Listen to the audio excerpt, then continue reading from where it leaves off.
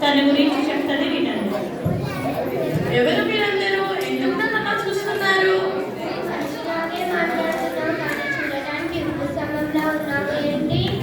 అది చాలా పెద్ద కథ. నేను బైబిల్లో చెప్పబడిన లోతు భార్యను. మేము సొదొమ గొమొర్రా పట్టణంలో నివసించే వారము. ఆ పట్టణంలో నివసించే ప్రజలు ఎల్లప్పుడూ దేవునికి వ్యతిరేకంగా పాపం చేసేవారు. అయితే దేవుడు ఆ పట్టణాన్ని నాశనం చేయాలనుకున్నాడు. అయితే దేవుడు నన్ను నా కుటుంబాన్ని రక్షించాలనే ఉద్దేశంతో తన దేవదూతలను పంపి మమ్మల్ని ఆ ఊరి బయటకు తీసుకొని వచ్చి వెనక్కి తిరిగి చూడకుండా వెళ్ళిపోమన్నాడు. నాకు అస్సలు ఆ ఊరు విడిచి వెళ్ళాలనే ఇష్టం లేదు. అందుకే దేవుడు వెనక్కి తిరిగి చూడవద్దన్నా వెనక్కి తిరిగి చూశాను. ఉప్పు స్తంభమైపోయాను. దేవుడు నిన్ను నన్ను ప్రేమించి నరకం నుండి నాశనం నుండి తప్పించాలని ఆశపడుతున్నాడు. మీరు కూడా నాలాగే విడిచి వచ్చిన పాప జీవితాన్ని మరలా చేయుటకు చూస్తున్నారేమో. జాగ్రత్త. ఆయన మాటను నిర్లక్ష్యం చేసిన, తృణీకరించిన నష్టపోయేది మనమే. అవును, నీ జీవితం ఇక్కడున్న అనేక మందికి ఒక హెచ్చరిక లాంటిది. ఓ, నీ జీవిత కథ చాలా విచారంగా ఏంటి అలా కుండని పట్టుకొని నిల్చొని ఉన్నావు? నేను ఇస్సాకు భార్య అయిన రిబ్కాను. నేను ఎలా ప్రకారం నా కుండని పట్టుకొని నీళ్లు తేవడానికి వెళ్ళాను. ఒకరోజు మధ్యాహ్నం బావి దగ్గర ఒక ప్రయాణికుడు, అతని వంటలు చాలా దాహంతో ఉన్నట్టు కనిపించారు. వెంటనే నేను నా కుండని తీసుకొని నీళ్లు చేరిపోశాను. అప్పుడే తెలిసింది ఏంటంటే అతడు అబ్రహాము కుమారుడైన ఇస్సాకు నిమిత్తము ఒక కన్యను వెతకడానికి వచ్చాడని. ఓ, ఇది చాలా ఆసక్తికరంగా ఉంది. నేను కూడా ఎప్పుడు నా వివాహం కొరకే ప్రార్థన చేసేదాన్ని. దేవుడు చిత్తమే నా జీవితంలో జరగాలని, దేవుడు ఏర్పాటు చేసిన వ్యక్తితోనే నా వివాహం జరగాలని ప్రార్థించేదాన్ని. అలాగే దేవుడు ఆశ్చర్యమైన రీతిగా ఇస్సాకుతోనే నా వివాహం జరిగించాడు.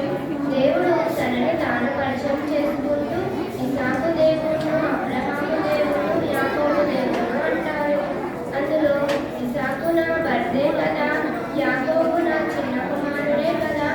దేవుడు నాకు ఇంత అధిక్యతను ఎందుకు ఇచ్చాడంటే నేను నా వివాహ విషయంలో దేవుడి చిత్తాన్ని పాటించాను కాబట్టి.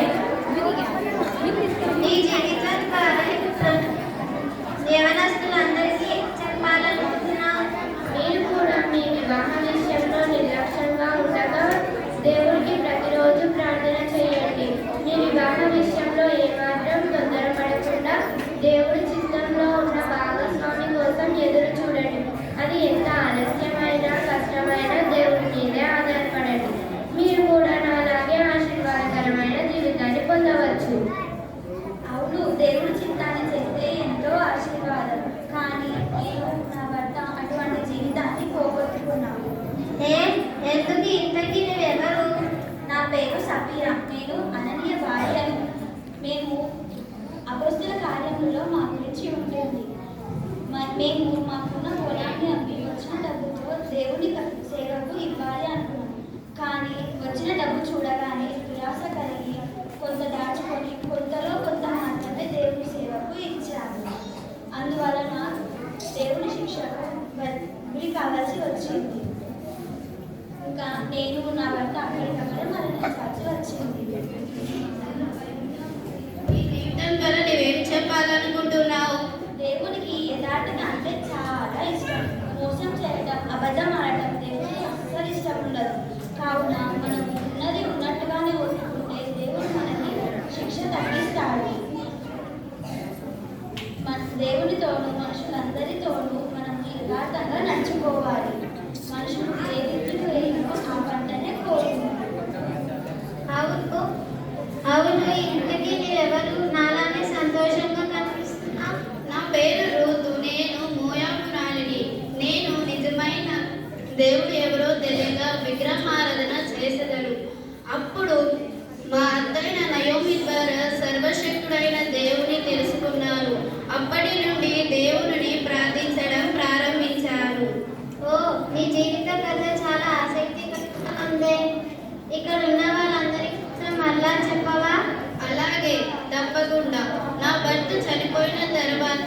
నేను నా దేశాన్ని తల్లిదండ్రులను విడచి నా అత్తైన నయోమితో ఇశ్రాయేలు దేశం వెళ్ళాను.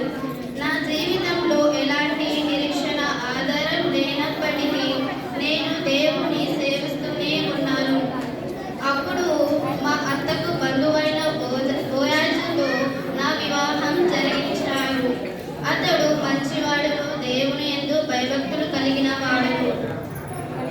నిజంగా అద్భుతం. నీ జీవితంలో ఉన్న ఆశ ఇక్కడ ఉన్న వాళ్ళకందరికీ ఏం సలహా ఇస్తున్నావు? మూడబారిన నా జీవితాన్ని చిగురింపజేసిన దేవుడు ఇక్కడ ఉన్న నీ బిడ్డల జీవితాన్ని కూడా చిగురింప చేయగలడు. నీవు దేవుని నమ్మి ఆయనపైనే ఆధారపడితే ఆయన రెక్కల కింద నీవు సురక్షితంగా ఉంటావు. కావున దేవుని విడువక మానక సేవిద్దాం. దేవునికి స్తోత్రం. ఆయనను నమ్మిన వారిని ఆయన ఎన్నడూ విడిచిపెట్టడు. అవును, ఇంతకీ నీ పేరు చెప్పలేదు. నా పేరు మందలేని మరియా. ఓ యేసునరుడే తిరిగి లేచిన తర్వాత మనకే కనిపించాడు కదా. నీవు ఎంత అదృష్టవంతురాలివి. అవును యేసయ్యను నేను కలిగి ఉండడం, ఆయనని చూడడం నిజంగా అద్భుతం. ఆయన లేకుంటే నా జీవితం కూడా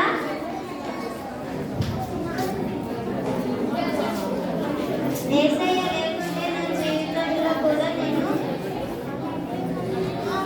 జీవించలేను. ఎంతైనా నా జీవితంలో ఉన్న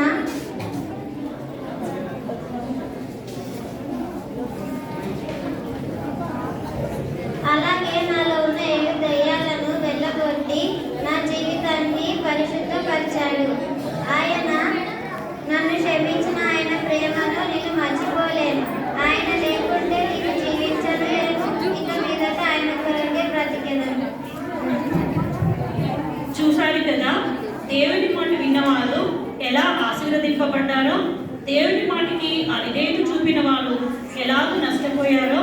కాబట్టి ఇక్కడ మనమందరము కూడా దేవుని మాటకు ఎల్లప్పుడూ అన్ని విషయాలలో విధేయత చూపించాలి.